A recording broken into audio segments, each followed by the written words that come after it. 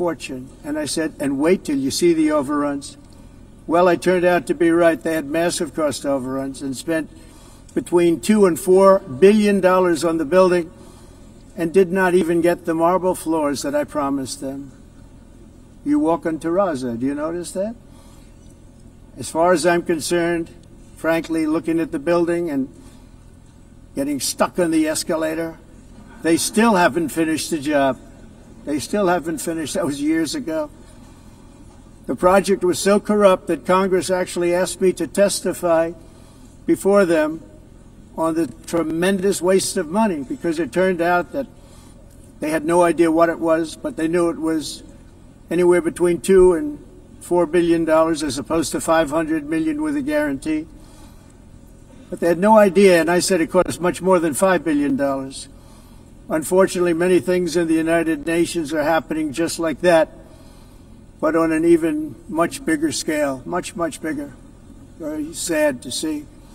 Whether the UN can manage to play a productive role, I've come here today to offer the hand of American leadership and friendship to any nation in this assembly that is willing to join us in forging a safer, more prosperous world.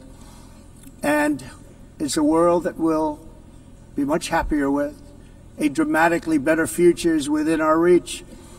But to get there, we must reject the failed approaches of the past and work together to confront some of the greatest threats in history. There is no more serious danger to our planet today than the most powerful and destructive weapons ever devised by man, of which the United States, as you know, has many. Just as I did in my first term, I've made containing these threats a top priority, starting with the nation of Iran. My position is very simple. The world's #1 sponsor of terror can never be allowed to possess the most dangerous weapon. That's why shortly after taking office, I sent the so-called Supreme Leader a letter making a generous offer.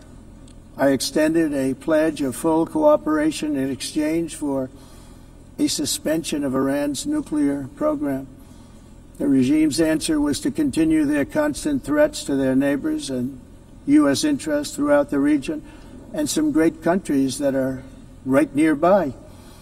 Today, many of Iran's former military commanders, in fact, I can say almost all of them, are no longer with us. They're dead.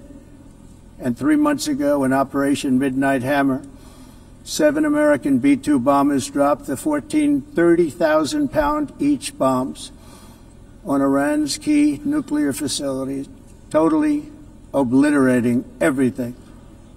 No other country on earth could have done what we did. No other country has the equipment to do what we did. We have the greatest weapons on earth. We hate to use them. But we did something that for 22 years people wanted to do. With Iran's nuclear enrichment capacity demolished, I immediately brokered an end to the 12-day war, as it's called, between Israel and Iran, with both sides agreeing to fight no longer. As everyone knows, I have also been deeply engaged in seeking a ceasefire in Gaza. Have to get that done. Have to get it done. Unfortunately, Hamas has repeatedly rejected reasonable offers to make peace. We can't forget October 7th, can we? Now, as if to encourage continued conflict, some of this body is seeking to unilaterally recognize a Palestinian state. The rewards would be too great for Hamas terrorists for their atrocities. This would be a reward for these horrible atrocities, including October 7th, even while they refuse to release the hostages or accept a ceasefire. Instead of giving to Hamas and giving so much, because they've taken so much, they have taken so much. This could have been solved so long ago. But instead of giving in to Hamas's ransom demands, those who want peace should be united with one message: release the hostages now. Just release the hostages now. Thank you.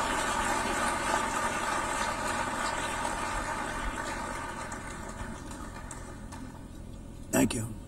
As we have got to come together, and we will come together, get it done. We have to stop the war in Gaza immediately. We have to stop it. We have to get it done. We have to negotiate. Immediately have to negotiate peace. We got to get the hostages back. We want all 20 back.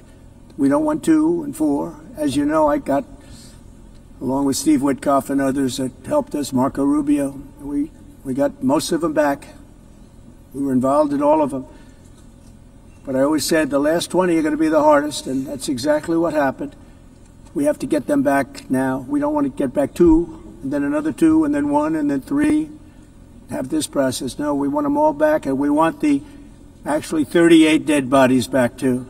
Those parents came to me and they want them back, and they want them back very quickly and very badly, as though they were alive. They want them. They want them every bit as much as if their son or daughter were alive.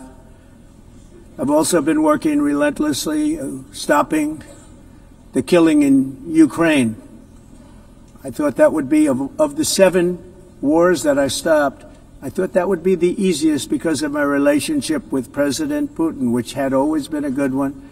I thought that was going to be the easiest one. But, you know, in war, you never know what's going to happen. There are always lots of surprises, both good and bad. Everyone thought Russia would win this war in 3 days, but it didn't work out that way.